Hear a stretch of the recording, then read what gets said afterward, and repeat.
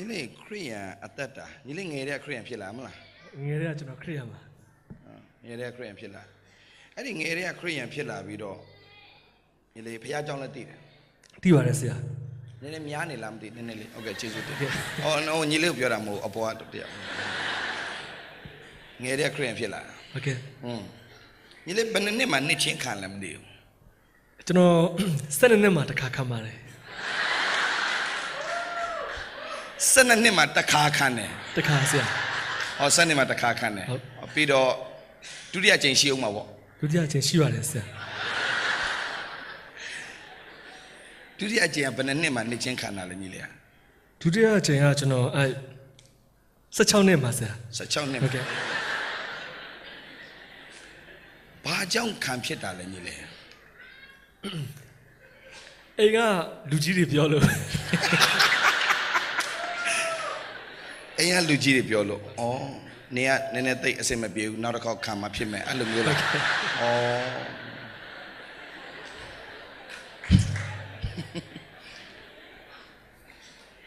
အဲ့ဒီနှစ်ချင်းနှစ်ခါခံလိုက်လို့ညီလေးထူးခြားလာလားထူးခြားမှုလေးတွေရှိလားညီလေးထူးခြားမှုမရှိပါဘူးဆရာဆိုတော့နှစ်ခါနဲ့ပြီးသွားလားညီလေးကနှစ်ခါနဲ့မပြီးပါဘူးအဲ့ဒါဆိုညီလေး3ခါပေါ့နှစ်ချင်းခံဟုတ်ကျွန်တော်3ခါခံပါတယ်3ခါဒုတတိယတစ်ခေါက်ကတော့ဘယ်တုန်းကလဲညီလေးတတိယတစ်ခေါက်ကတော့တိကျပြောကြမလို့ရတယ်ညီလေးတတိယတစ်ခေါက်ကတော့အဲ့ဟောပေါ့2001ပေါ့ဆရာ2001မှာဟုတ်အော်မဟုတ်ဘူးတိကျတယ်သူကတိကျတယ်ဟုတ်တယ်2001စဉ်းစားကြည့်လေရတယ်2000နဲ့2001ကြားထဲမှာဆရာ2000ဖြစ်မယ်2000နဲ့2001ကြားထဲမှာပဲဟုတ်ကဲ့ thank you ညီလေးအဲ့ဒီအချိန်မှာတော့ဒါ3ခါမြောက်3ခါမြောက်ဆရာအဲ့ဒီအချိန်မှာကျတော့ညီလေးလူကြီးပြောလို့မဟုတ်တော့ဘူးအမကြားပြန်တော့လေဘာလို့ဘယ်ဆရာတွေမှကျွန်တော်ပြောလို့တာမဟုတ်ပါဘူးအဓိကကျွန်တော်နဲ့ဆိုင်တယ်ဆိုတော့အမဖျားเจ้าနောက်အတစ်တစ်ခုရောက်သွားပြန်ရောဖျားเจ้าအတစ်ကဟုတ်ကဲ့ဖျားအတစ်ကညီလေးကိုဖျားเจ้าတစ်နဲ့ကျွန်တော်ပြန်ခိုင်းတာပေါ့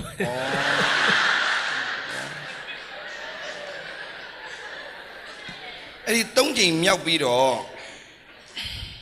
ညီလေးဘယ်တော့အရက်စားတောက်တတ်တာလဲဒီ2ချိန်မြောက်ပြီးတော့မှလား3ချိန်မြောက်ဂျားထဲမှာလား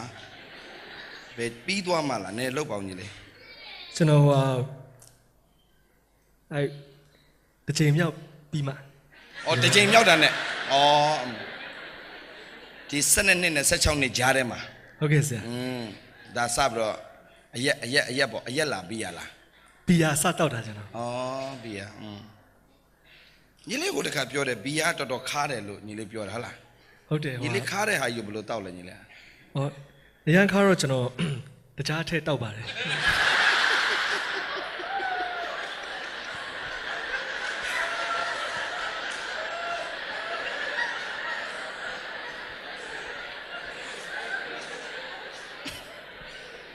အဲ့ဒီ12နှစ်နဲ့16နှစ်ကြားထဲမှာစတောက်လာပြီဘီယာတကြားထဲပြီးတော့ဟုတ်ကဲ့ဆရာအဲ့ရနေပဲညီလေး3ချိန်မြောက်တဲ့အချိန်မှာတော့အဆင်ကဘယ်လောက်ဖြစ်လာပြီလဲညီလေးတောက်ဝီစကီတောက်လာပါတယ်ဝီစကီ3ချိန်မြောက်တော့ဝီစကီချပြီဟုတ်ကဲ့ဆရာအဲ့ဒီချိန်တော့ညီလေးကြားဖို့တာညီလေး Praise and Worship ဦးဆောင်တယ်ဆိုဒီ3ချိန်ဟုတ်ကျွန်တော်ဦးဆောင်ပါတယ်ဆရာ Praise and Worship leader ပေါ့ဟုတ်ကျွန်တော် leader ပါPraise and Worship leader လုံနေရင်းနဲ့ညနေပိုင်းမှာနည်းနည်းတော့ချတယ်ဟုတ်ချပါတယ်ဆရာမဟုတ်ဒါတွေရှိနေတယ်ဆိုတာပြောပြတာပါညီကိုမောင်နှမတို့ရှိပါတယ်လင်းလေးတလို့ပေါ့လင်းလေးတလို့ညီလေးအဲ့ဒီတောက်နေတော့ဆရာတွေကမသိဘူးလားညီလေးဆရာတွေကတိတာပေါ့ဆရာတိမအာနာတာပေါ့သူတို့တိသွားမှညီလေးတိတော့ဘာလုပ်လဲဒါဖျားเจ้าဆိုရင်တလမဲချအရှိမဘီယာဆိုင်ဆိုတော့သူတို့တိတော့ကျွန်တော်အာနာတာပေါ့အာနာတော့သူတို့မရှိတဲ့အချိန်မှာကျွန်တော်သွားတောက်တာမရှိတဲ့အချိန်မှာမတောက်တယ်ဟုတ်ကဲ့ဆရာအဲ့အချိန်မှာ3ခါအဲ့ချိန်3ခါပြီးသွားပြီ3ခါနှစ်ချင်းခံပြီးသွားပြီအဲ့ဒီကနေပြီးတော့ဟုတ်ပြီဆိုတော့အဲ့ဒီကနေပြီးတော့မှညီလေးအဲ့တော့အဆိုတော်ဖြစ်ပြီလားအဲ့တော့မဖြစ်သေးဘူးဆရာ ဖြစ်သေးဘူးဆိုတော့မဖြစ်သေးဘူးအဲ့နဲ့ညီလေးဆူတောင်းတာပေါ့မျက်ရည်နဲ့မျက်ခွက် ဆူတောင်းတာပေါ့ဆရာဘာအတွက်ဆူတောင်းတာညီလေးကျွန်တော်အဆိုတော်ပြပြစေဆိုပြီးတော့အရင်မူးနေကြတဲ့တောင်းတာလေဖေကနားညောင်းနေနော်နားညောင်းနေနော်ညောင်းနေလို့ပြောမှာပေါ့ချစ်တော်ညီကိုမောင်မတို့ဘုရားသခင်ကတင်စုံလင်ခြင်းမစုံလင်ခြင်းပေါ်မှာကောင်းကြည်ပေးတဲ့ဘုရားမဟုတ်သူကတိတ်ချစ်တဲ့အခါမှာ grace ဆိုတာဂျေဇုတော်ပေါ့နော်ဂျေဇုတော်ကတင်စုံလင်ခြင်းမစုံလင်ခြင်းနဲ့မဆိုင်ဘဲနဲ့တင်ထိုက်တန်သည်ဖြစ်စေမထိုက်တန်သည်ဖြစ်စေသူ့ရဲ့မေတ္တာနဲ့ပေးလိုက်တာပေးတာကသူ့ကိုပျက်စီးဖို့ပေးတာမဟုတ်ဘူးမင်းမထိုက်တန်တော့ညာလဲငါပေးတယ်နော်ဆိုတာကိုနားလေသွားရင်အဲ့ဒီလူကမလုပ်တော့ဘူးဒါပေမဲ့ခရိယန်တွေကမထိုက်တန်ပဲနဲ့ရတော့ငါထိုက်တန်တယ်လို့ထင်ပြီးတော့ဆက်သွားတဲ့အခါမှာဂျေဇုကမ်းတော်သူတွေဖြစ်လာတယ်သတိထားဖို့လေးပါသတိထားဖို့ချက်လေးပါဒါနော်နော်ဆရာသင်ခန်းစာပေါ့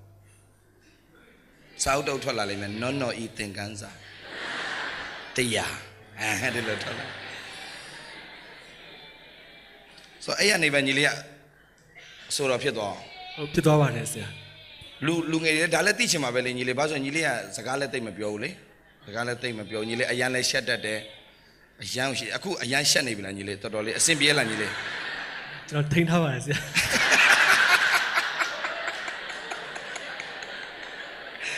လောင်းမယ်နောက်ကြောက်လောင်းမပြီးသေးဘူး तू ကတော့လုံးဝရှက်တဲ့စိတ်မရှိဘူးရှိလို့ဒါနဲ့ဆွဲတာသူ့နဲ့ပေါင်းပြီးကျွန်တော်မှဒါပဲဖြစ်လာနော်တော့အရင်ရှက်တဲ့မူလဲတော့မှဆိုလို့ခဏထိတ်ညီလေးအစိုးရဖြစ်ပြီးတဲ့နောက်ပိုင်းမှာအကုန်ဆုံးသွားတယ်အကုန်ဆုံးသွားပါတယ်ဆုံးသွားတယ်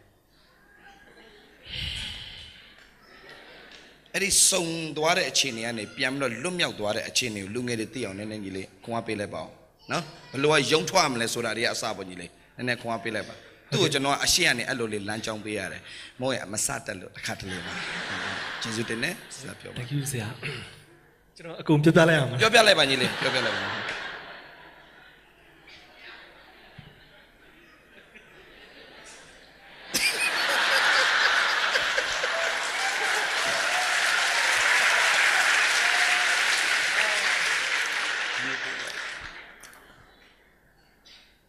ကျွန်တော်အိမ်မတမ်းရှက်ပါတယ်အခု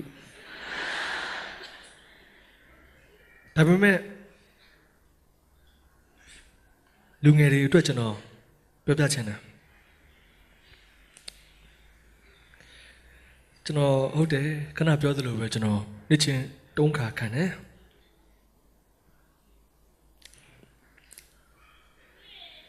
ဆရာပြောသလိုပဲကျွန်တော်အခုမှသိတယ်ကျွန်တော်တို့ဘယ်လောက်ထိချစ်လဲဆိုကျွန်တော်မပြည့်မစုံမူပြီးဆူတောင်းခဲ့တဲ့အချိန်မှာတော့မှဘုရားနားရောက်နေဆိုတော့ဒါတော်တော်လွယ်တဲ့ကိစ္စမဟုတ်ဘူးဒါကကျွန်တော်အတွက်နဲ့ပြောမယ်ဆိုရင်ဒါကစစ်မှန်တဲ့ဘုရားပဲဘာကြောင့်လဲဆိုတော့လူတွေတရားမှမပြည့်စုံနိုင်ဘူးလေအခုမှသိတယ်ကျွန်တော်ဘွားကြောင့်ပြောမယ်ဆိုရင်ကျွန်တော်ဒီနှစ်ဧပြီလမှာပေါ့နော်ဘွားအပြောင်းလေးတွေအများကြီးပဲဒီထက်မှကျွန်တော်အကြောင်းသိရလူရှိမယ်မသိရလူလည်းရှိမယ်ကျွန်တော်အင်မတန်မှစိုးပါတယ်ဧပြီလမှာဆရာနဲ့တွေ့တဲ့အချိန်မှာကျွန်တော်တက်တာပြောင်းလဲသွားတယ်ဘာလို့ပြောင်းလဲသွားလဲဆိုတော့ကျွန်တော်ကအောင်မြင်ဖို့ကြိုးစားတယ်ဖျားတော့အကူတယ်ဖျားအကူတယ်နော်အောင်မြင်ဖို့ကြိုးစားဆုတောင်းတယ်ကဲအောင်မြင်တယ်ပဲဆိုကြပါစို့အမှကျွန်တော်ပူဆိုးသွားတယ်ဒါပေမဲ့ကျွန်တော်အကြောင်းကျွန်တော်ပြောပြမယ်အဲ့ချိန်မှာကျွန်တော်ကရက်တွေ့ပါမကတော့ဘူးကျွန်တော်အကြောင်းဘာလို့ပြောပြရလဲဆိုတော့တော်တယ်ဖျောက်ကျေးဇူးတင်ရမှာဘာကြောင့်လဲဆိုတော့ဒီမှာရှိတဲ့လူတွေအားလုံးလည်းဖျားခင်ရှိမှအဲ့လိုပြောခံရမှာပဲကိုဖြစ်တယ်လေဖျားဖို့ပြမှာဆိုလိုချင်တာက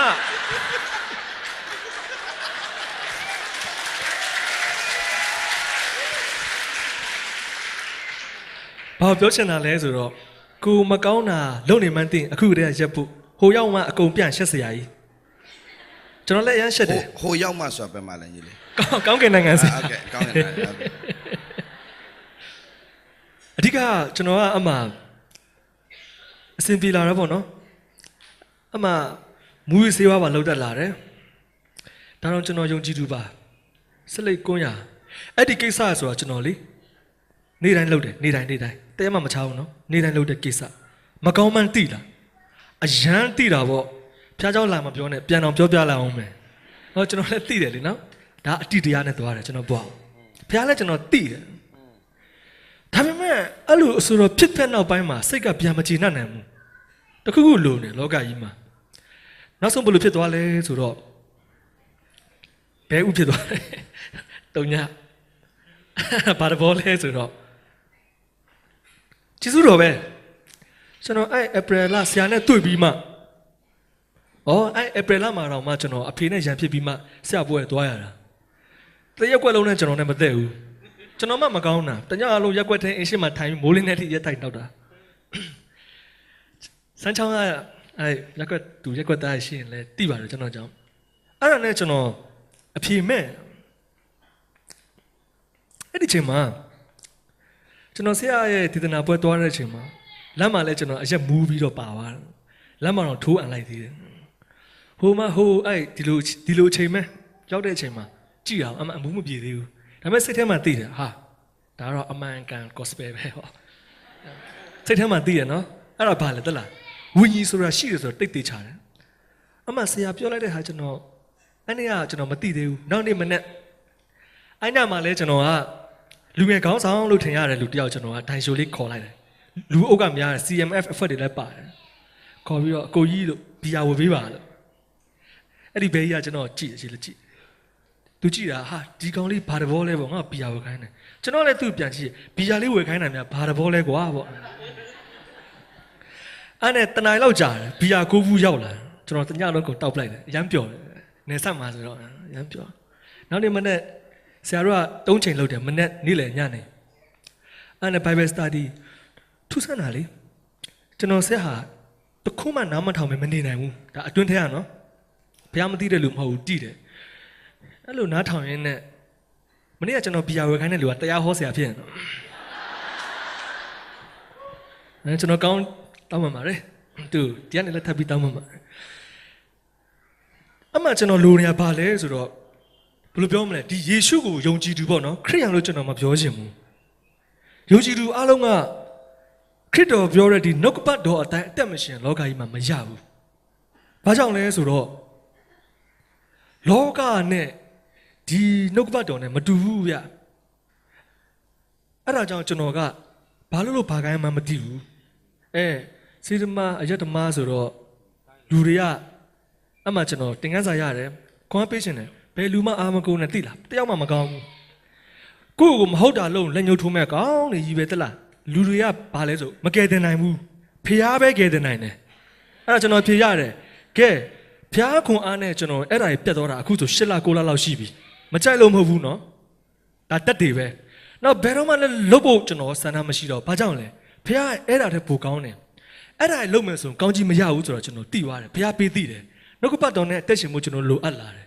လူတွေအာမကုန်နဲ့ဖျားလူတွေအားကိုပြီးကိုးစားလုံးဝမကြိုက်ဘူးမယုံစမ်းကြည့်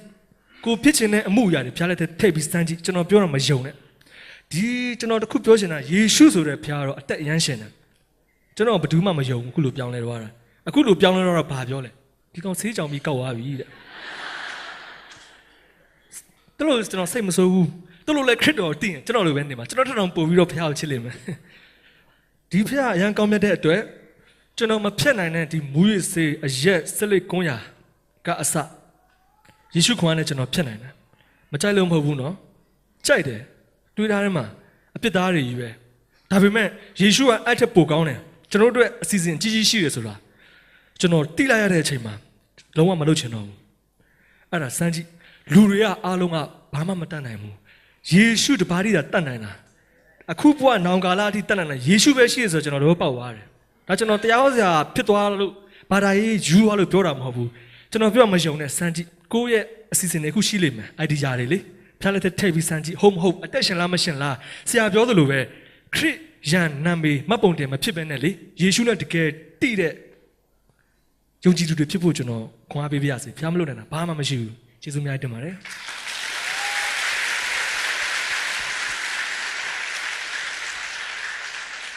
ညီလေးခွန်အားနဲ့ညီလေးဖြတ်ခဲ့တာ2ပတ်တောင်မခံဘူးပေါ့ဟိုတုန်းကဆိုရင်မခံဘူးဆရာအခုညီလေးဘယ်လောက်ရှိသွားပြီလဲအခုဆိုကျွန်တော်6လလောက်ရှိပြီ6လလောက်ရှိပြီဟုတ်ဆရာအဲမှာဘာမှရှင်းထားတာတော့ဘာထားတာတော့ညာထားတာတော့မရှိတော့ပြောလိုက်တော့ညီလေးရှိတယ်ရင်းထားတယ်အချိန်တန်တောက်ချင်လာတယ်ဟုတ်တယ်မလားအရက်တွေတောင်ဖြတ်ခက်တာမူးရစွပို့ဆိုးပေါ့ဟုတ်ပေါ့ဒါပေမဲ့လေဖះကိုကောင်းချောင်းကိုကဲထားချောင်းတိထားတော့အဲ့ဒါပြန်မလုပ်ချင်တော့မလဲနိုင်ဘူးဗာနဲ့မအာမင်ဖះသခင်ကိုဘောအရန်ကောင်းတဲ့အတွက်ကြောင့်ကိုပြန်မဆိုးချင်တော့မဆိုးချင်တော့မတန်ဘူးအဲ့စကားကြိုက်တယ်နည်းနည်းလေးလူငယ်တွေပြောပြလိုက်ပါဦးလုံးလက်စားရှိတဲ့လူငယ်တွေရှိရင်လုံးလက်စားရှိတော့လူငယ်တွေရှိရင်ဖះကိုစမ်းကြည့်ပါဘာစမ်းခိုင်းတာလဲညီလေးဟုတ်မလေးညီလေးတချို့လူကကဲအရက်ဖြစ်ဘာဖြစ်ပေါ့နော်ကျွန်တော်တော့ကြိုက်တယ်ကိုတော့ဒါပေမဲ့မကောင်းမှန်းတော့သိနေပြီမလုပ်ချင်တော့ဘူးဆိုပြီးတော့ဆွတောင်းကြည့်ကျွန်တော်လမ်းပြပါအဖြေပေးပါမတားလို့ရှိရင်ကျွန်တော်ဆက်ချမယ်ဆိုပြီးတော့အဖြေတောင်းကြည့်အဖြေပေးတယ်ကျွန်တော်ပေးတဲ့အဖြေကြပြန်တော့အဲ့ဒါတွေကိုလေအရန်ယွန်းနေကျွန်တော်ပြန်ကိုမလုပ်ချင်စိတ်ပြတ်ချင်လောက်အောင်ကိုဘုရားကျွန်တော်အဲ့ဒီအတီးတရားပေးလိုက်တယ်ဘုရားလုံးဝအဖြေပေးမယ်ဆိုတော့ကျွန်တော်အာမခံတယ်အာမင်အာမင်အာမင်အာမင်နောက်ဆုံးလေးမေးချင်တယ်နော်ညီလေးခန္ဓာရှိသေးတယ်နော်ညီလေးမစိုးဘူးညီလေးဒီ6လ8လ9လကြားထဲမှာညီလေးကိုပြန်ပြီးတော့ခေါ်တဲ့သူတွေအဲ့လိုချဖို့ဘာညာခေါ်တဲ့သူတွေရှိလားညီလေးရှိပါတယ်ချစ်ဘယ်တော့မှနောက်ဆုံးလဲညီလေးခေါ်တာဘယ်တော့နောက်ဆုံးလဲခေါ်တာကအဲ့လွန်ခဲ့တဲ့3-4လနောက်ဆုံးပါဆရာဩဒီ club သွားတာပြောလိုက်ညီလေးပြောကျွန်တော်အခုတစ်ခုပြစီဒါဘုရားတတ်နိုင်ကြောင်းပါကျွန်တော်တိတ်မကြသေးပါဘူးကျွန်တော်ညီငယ်တယောက်ကကိုကြီးတယ် club သွားရအောင် night club ပေါ့ night club ဆရာကျွန်တော်လည်းစဉ်းစားတာပေါ့ငါတက်တာလေပြောင်းလဲနေပြီလေပြီးလို့ရှိရင် club ကလည်းမရောက်တာကြာပြီလေ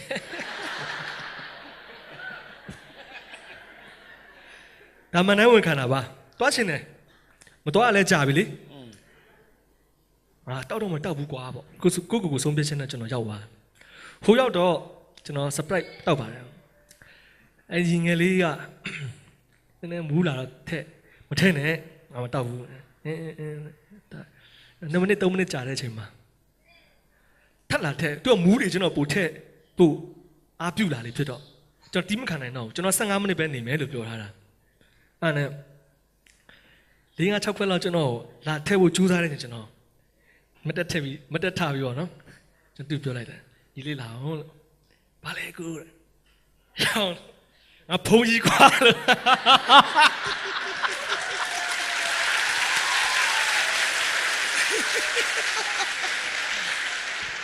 တကယ်တော့ကျွန်တော်ဆိုလိုချင်တာဒီလိုပါငါဖုန်းကြီးကွာလို့ပြောလိုက်ဖုန်းကြီးကွာ तू ကဘောတခြားမျိုးသားဆိုတော့နားလဲအောင်လို့နားလဲအောင်ပြောလိုက်တာငါဖုန်းကြီးကွာအေးပါအဲ့နဲ့ तू ဘာပြောလဲညီလေးသူကတော့မူးတော့ကြောင်သွားတာပေါ့ပြောပြရတဲ့ကျွန်တော်ချက်ချင်းထွက်သွားပါတယ်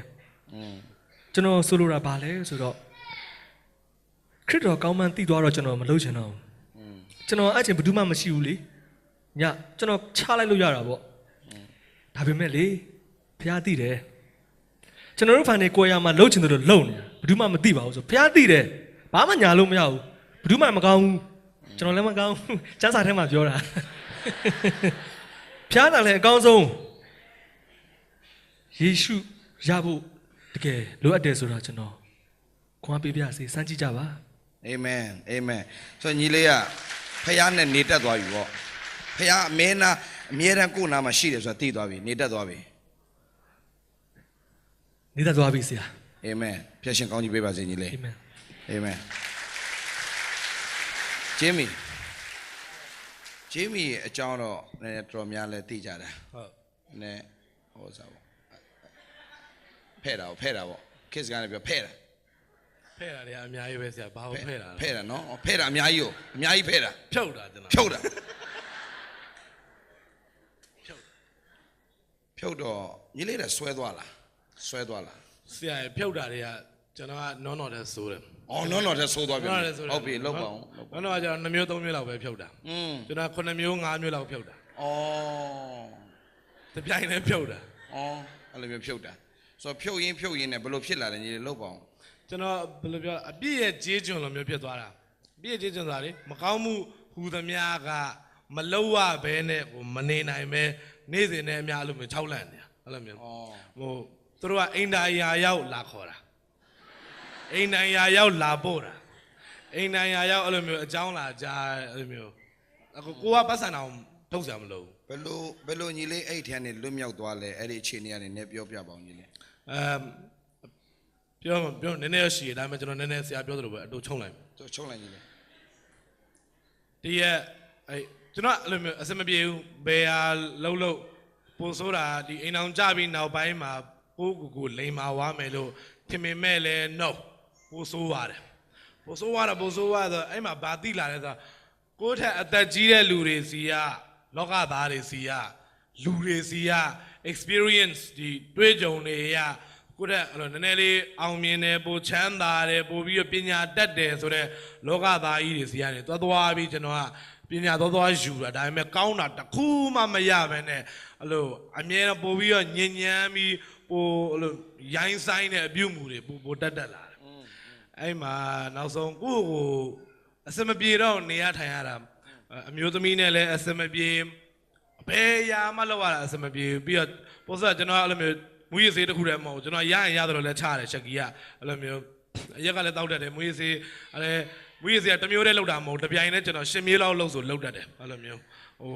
အဲ့လောက်ထိမရတယ်ပေါ့ များတယ်ဆရာဘာလို့အဲ့ဒါတွေကအခုခေတ်အပြင်မှာအရန်ဟိုအရန်ပေါ်တယ်အဲ့လိုမျိုးအလကားနီးပါးရဆိုတော့အဲ့လိုအတက်ကောအကြွရောရှိုးတဲ့ဟာရောနှာခေါင်းထဲထဲတဲ့ဟာရောအဲ့လိုရှူတဲ့ဟာရောအကုန်ရှိတယ်ဟိုရှိအဲ့ဒါတွေကတကယ်ပတ်စံ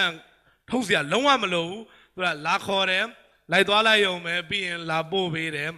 အဲ့ဒီတဖြည်းဖြည်းနဲ့တမှုကနေနှမှုဖြစ်လာတယ်တမှုကနှမှုဆိုတာသွားတာကတော့အရက်တော့ဖို့ပဲသွားတာဒါပေမဲ့အဲ့သွားရတောက်ရင်းနဲ့မှမွေးစေးပါလှုပ်ဖြစ်သွားတယ်မွေးစေးပါလှုပ်ဖြစ်သွားရင်းနဲ့မှတစ်ချိန်တည်းမှာပဲအဲ့လိုမျိုးလူများနဲ့နေရင်းနဲ့မှ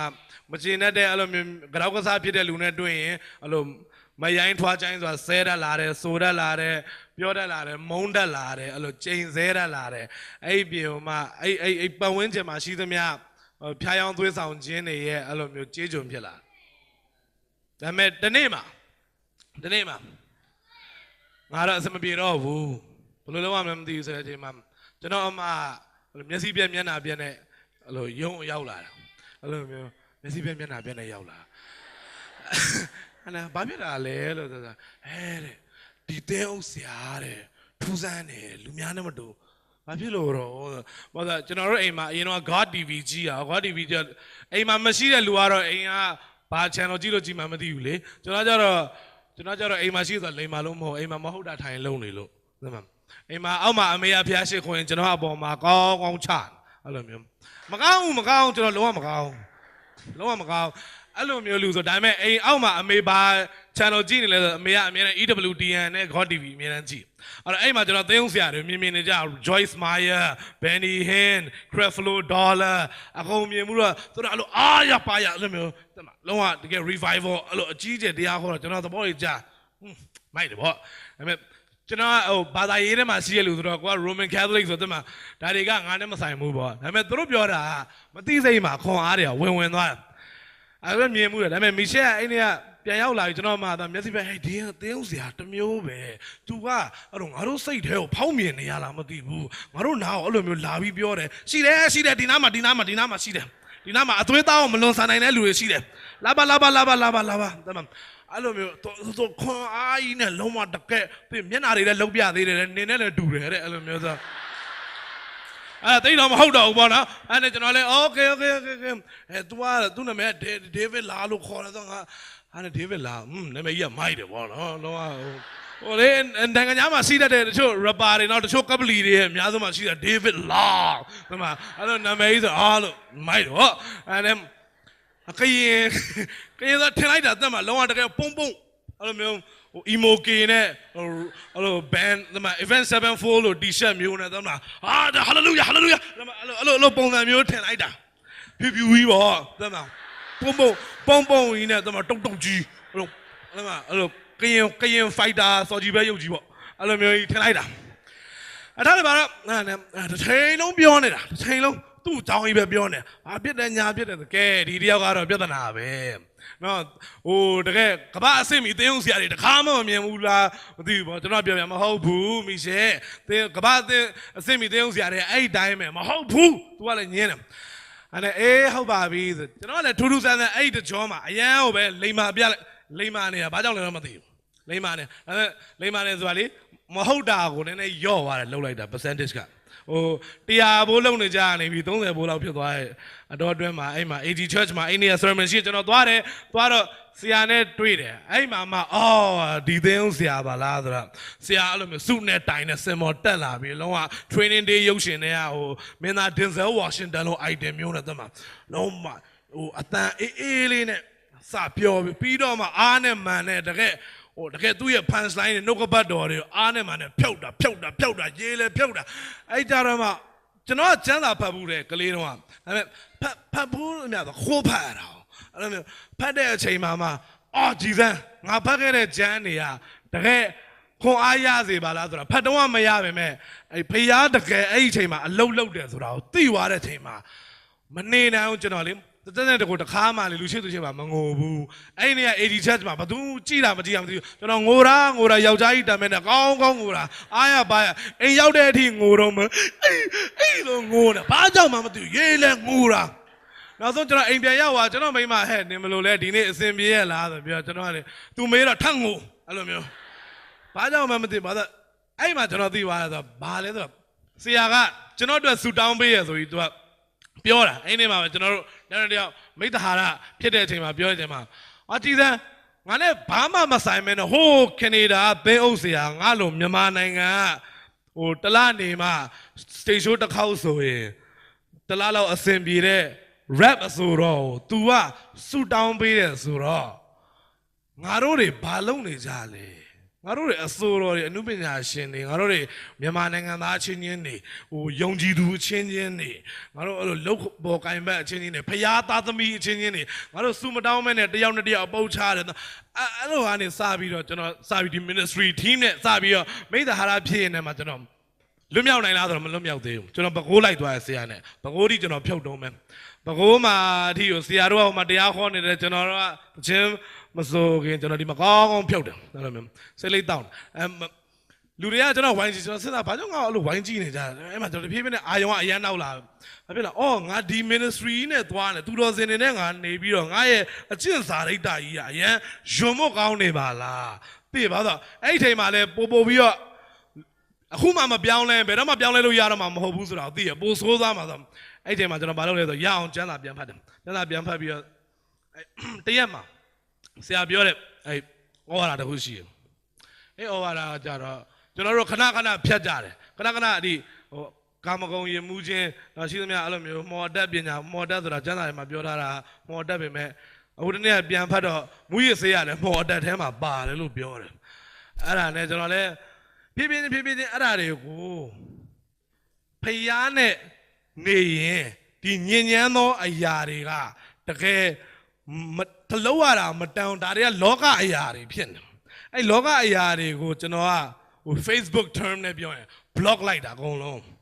block လိုက်ရင်ဒီဘက်ကအဲ့ dark ဖြစ်တဲ့ဟာတွေတက်ကိုတကယ်အလင်းတန်းအစစ်ကြီး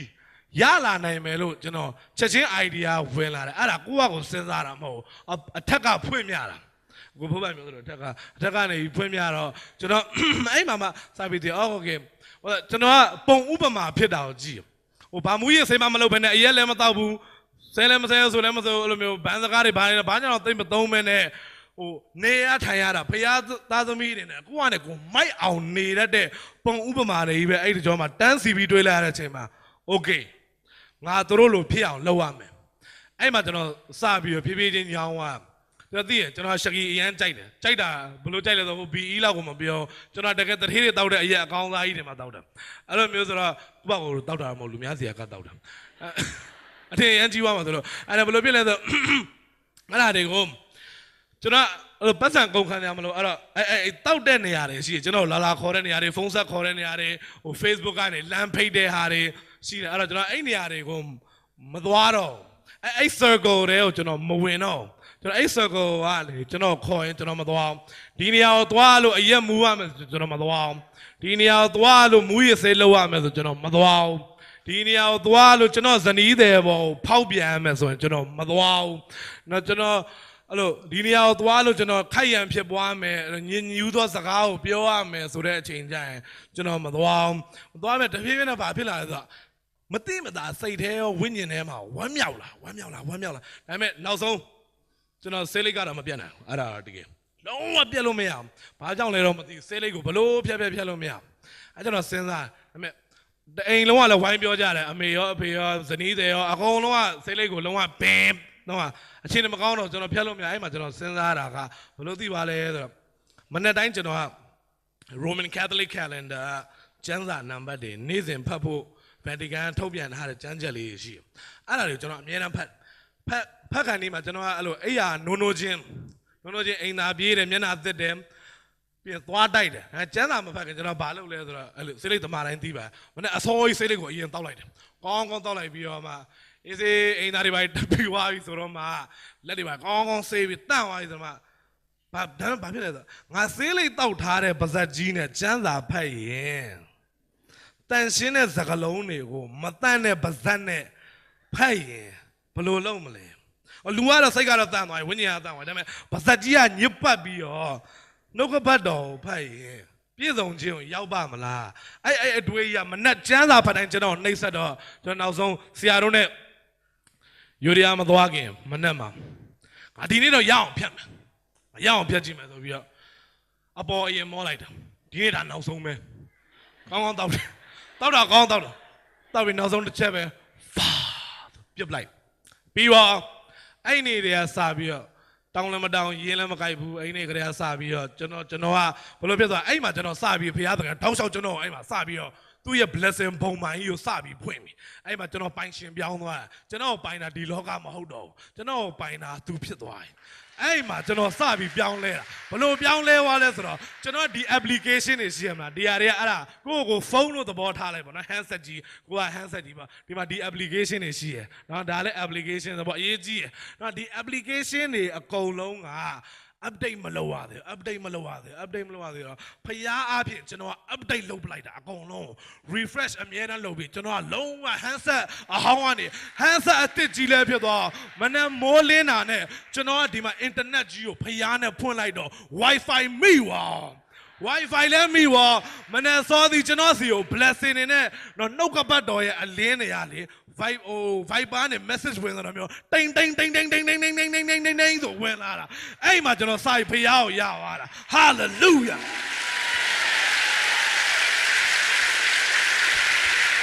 amen wifi မိသွားတာ wow အဲ့ဒါတကယ်ပဲတင်ဖျားနဲ့တကယ် wifi မိပြီလား wifi မိသွားပြီဆိုတော့ message လာတာting oh eh no message လာတဲ့အတန် ting နဲ့လာနော် Viber message ကနော်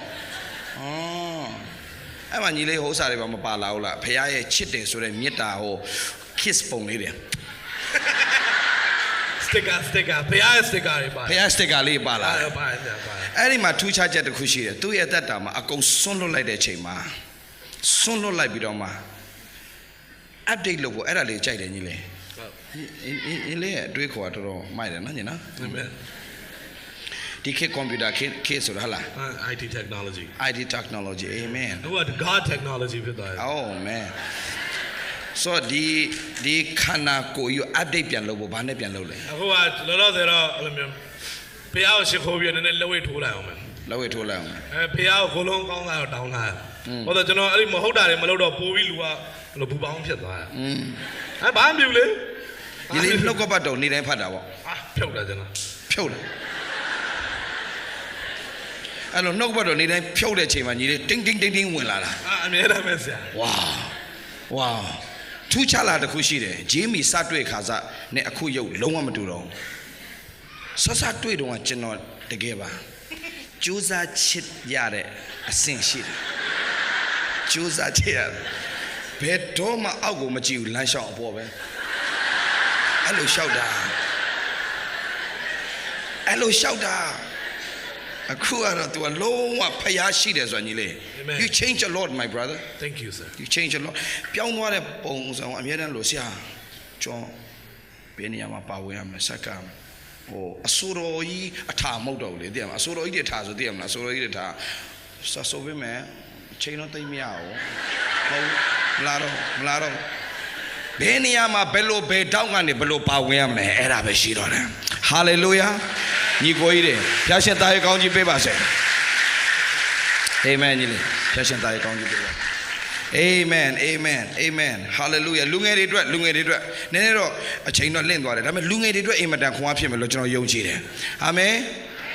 လူငယ်တွေဟုတ်တယ်အသက်တာမှာလေဟိုတကားတစ်ခုမပိတ်မချင်းနောက်တကားတစ်ခုမပွင့်လာအောင်ဘုရားရှင်သင်ရဲ့အသက်တာကိုဟို Wi-Fi မိစေရှင်တယ်ဒီစကားလေးကြိုက်တယ်ဟိုသူစီကဒီစကားလေးယူတော့တရားဟောချက်တစ်ပုဒ်လုပ်လိုက်မှာ Wi-Fi